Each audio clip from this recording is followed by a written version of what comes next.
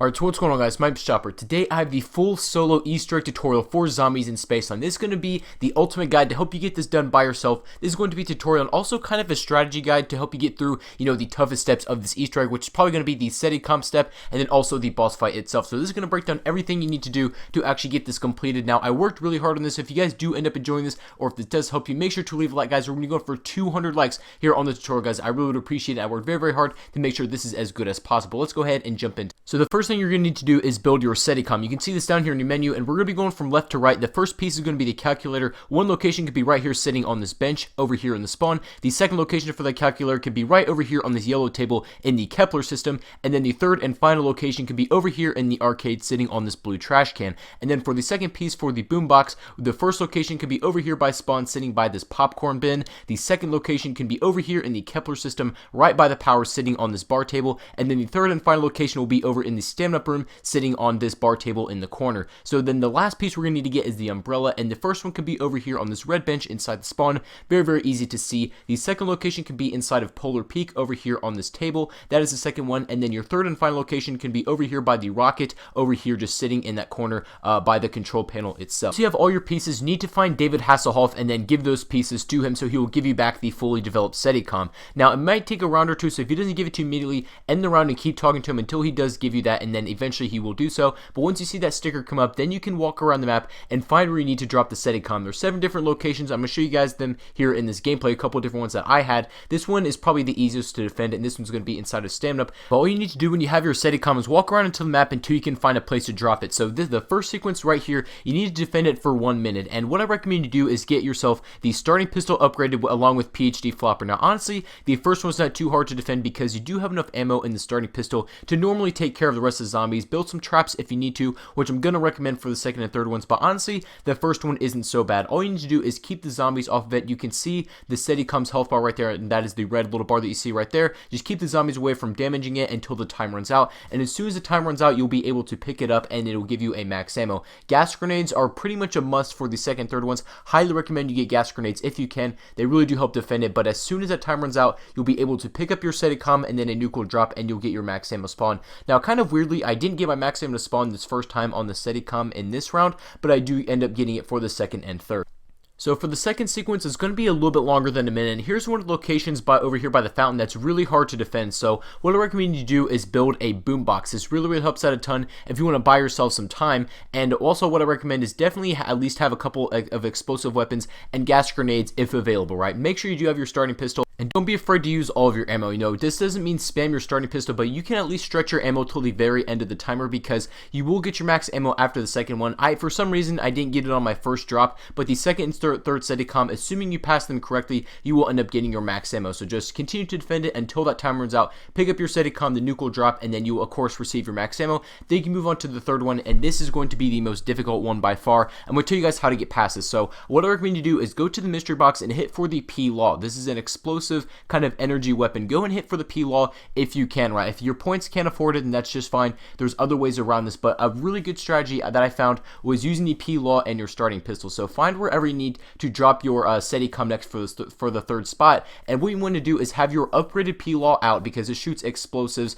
Just keep putting it on the SETI and keep the zombies away from it. And what happens is you can't actually reload this gun. What you do is that this gun actually cools down for per shot. So what you want to do is run out its clip, or at least get down to 1 or 0, and then as soon as it gets low, you want to pull out your starting pistol because this thing will recharge while it's in your back pocket, right? The clip will automatically refill while you're using your pistol, and then after maybe about 10 to 20 seconds, when the thing is filled up again, you can switch back to your P-Law and then continue to just wreak havoc on these zombies trying to attack the SETI. And then there's rinse and repeat. If you run out of the P-Law again, switch back to your pistol and wait for that to cool in your back pocket, switch back to it again, and keep going back and forth, and you will have enough ammo to actually finish this SETI step, assuming you do everything correctly. So as soon as you finish your third one, pick up the SETI, go get your max ammo, and then you are ready for the boss fight. And this is where you're going to want to make sure you have at least one wonder weapon, one of the laser guns, and then make sure you have all the perks that you want to take to this, right? Just get yourself comfortable and ready to fight this boss. So once you are set up, go ahead and talk to Hasselhoff again, give him the SETI, and then the same thing is going to happen. If he doesn't give you the piece at first, just end the round and keep going until he does, but eventually he will give you this thing,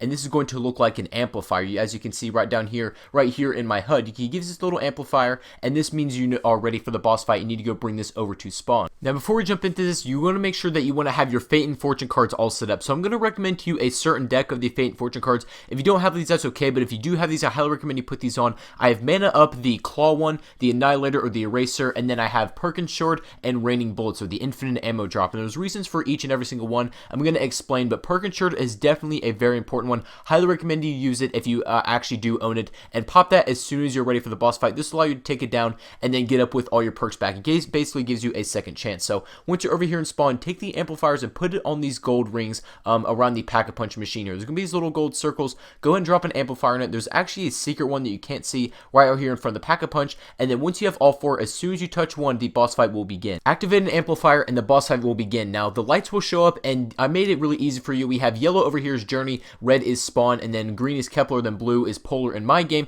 The colors will be in different sequences for every single game, but what you need to do is write these down on a piece of paper, put whatever color goes and corresponds to whichever sequence, and what's going to happen is a UFO is going to fly over top of you and give you a code. And what you need to do with this code is it's going to be the 4 sequences of these colors. You need to memorize the colors that the UFO tells you and then type them in very, very quickly with this with these amplifiers. I can't stress enough, you have to do it super fast or else it will fail you. If you fail, a brute will spawn, but make sure once you have all 3 of these codes done, then you will clown round will begin on you. So take your time on this color step, don't go too fast on it, but just get it done quickly, and then as soon as you are done with that step, then you will have clown rounds, and then this is where there's going to be a lot of clowns. So I highly recommend you go and post up somewhere and get ready for this alien. Now, assuming you made it this far, you're going to make sure that you have your Fate and Fortune cards ready for this alien, because it's going to be important, and also make sure that you do kind of conserve your ammo after this clown run, right? As soon as you get your last max ammo and the alien spawns in, make sure that you're paying attention to your ammo, because that's going to be a big important factor, and this is where the Fate and Fortune cards are going to come into play. So also, I recommend you take out any brutes that might be on the field, and rounds will flip on you, so it can be kind of tough. Now, the alien's going to have a health bar right here, as you guys can see. It's the green one right now, and what's going to happen is as you damage him, these are going to change colors. It'll go from green to yellow to orange and then to red. So what you need to do is use whatever guns you have, whatever tactics you might need to damage your alien and get his health down to the red bar. Now, once at the red bar, you need to do something a little bit different than just actually kill him for the sequence. So once you keep laying into him, use your starting pistol, use your ray gun, or whatever you might need to do. Keep shooting him until you get him at red health. He does take a lot of damage, and right here I actually had to use one of my Fate and Fortune cards because I was drastically low on ammo, so I had to use the claw to damage him. I knew he was at a red necklace, so what you need to do when he's red is once you have him on the ground in front of you where you can reach him, shoot him until he kind of crouches like this, and you need to knife his back and take one fuse off of it, right? You need to take a fuse off of his back. Just by knifing him, he'll go back to green health and repeat the same sequence again. You will get max ammo after that, however. Now, this is the second sequence right here. You need to take the last fuse off of his back. I use the eraser right here. Once you have the second fuse, this is going to be the third one, and once he's red for the third time, right? Once he's red on the third time, you wouldn't just completely kill him when he's in front of you, right? Just spare him. You don't have to knife him in the back. Just use whatever you need to do to kill him. I'm actually using the eraser right here because I ran completely out of ammo. I'm telling you guys, he is a little bit of a bullet sponge, but once you kill him, guys, once you take both off his fuses after the last sequence, and then you end up killing him, then you have completed the boss for my friends, and you're almost done with this Easter egg. You're not quite done yet. You are past the hardest part technically, but then go over to Pack-a-Punch, pick up the alien fuses right in front of the portal, and then go ahead and go inside the Pack-a-Punch room and drop the alien fuses in the Pat machine itself. It will accept it, and then it will open up again, and this is where you're allowed to double upgrade your weapons. So you can actually double upgrade your starting pistols, which is really, really cool, and you get the Akimbo, kind of like the classic Mustangs and Sallies, which is absolutely amazing. And then, not to mention, you can also upgrade your starting Wonder Weapon ray guns, not your starting pistol, but you can upgrade your Wonder Weapon ray guns, which is really, really cool. When you upgrade the Shredder, it becomes the Meat Grinder, and it becomes like one of those energy weapons where you don't really need to reload it. It actually refills itself as you shoot, which is really, really cool, and it's very, very overpowered. So you're almost done with this Easter egg. What you need to do is you're going to see the UFO outside. You need to be really careful because this thing is going to be shooting at you